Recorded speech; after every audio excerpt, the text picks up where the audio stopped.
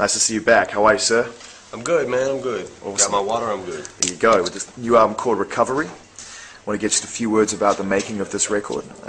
You know, about how long it took, and you know, how was it an enjoyable experience for you? Would you rate the enjoyment of it compared to your previous records?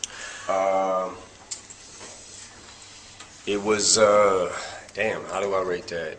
It was definitely a fun album to make. It was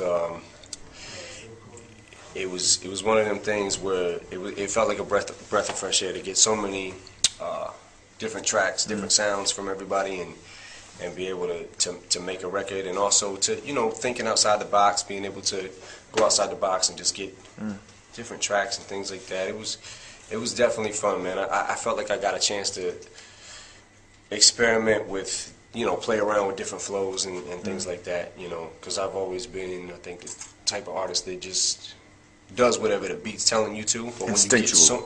But when you do when you get so many different tempos and so many different, you know, sounds inside the beat and feels and everything, you're allowed to experiment even more. So this was definitely one of the funnest ones that I did. Was there one song in particular that you really remember having a good time with, or a rhyme that you wrote on that record that you just thought, man, this is a real new level for me, you know, as an artist and what I've achieved here?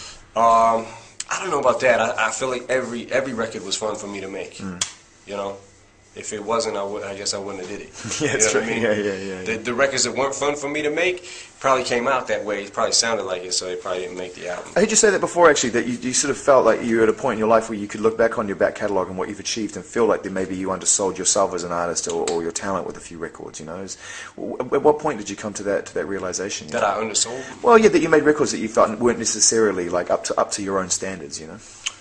Oh, definitely. There was records that I felt like there was a long period, you know, a good 4 or 5 year period where I felt like I definitely gave the public a lot of subpar material. You know what I mean? There was a lot of It's a shit, huge man. moment of clarity, though, for an artist. Most people go through their whole lives without realizing that, you know? Yeah, I mean, you know, there's a lot of work that I can look back and be proud of, and there's also a lot of work that I feel like, fuck, man, what the fuck was I thinking when I did that? What's coming up next for you, real quick, before I let you get out of here and get on your plane, man? What's happening? Going home. Good. That's always good news. Going home, man. I'm tired. Yeah, I bet. And Slaughterhouse, a few words about that. Hopefully you might get that away. Slaughterhouse, we're just waiting to get the deal finished, but it's going to be crazy. I think that record is going to be crazy, and that's going to be fun to make, and that's where I might step back in and try to produce a little bit too. So Shady Records is still a priority for you? It's something you still really believe in? Yeah, definitely. Shady Records, which we're definitely trying to get it back up and running. Great. You know what I mean? I think we're in the rebuilding process right now. So I can't wait to see what you build, man. Thank you for your Thanks, time. man. Always good to see No you. doubt. Thank you.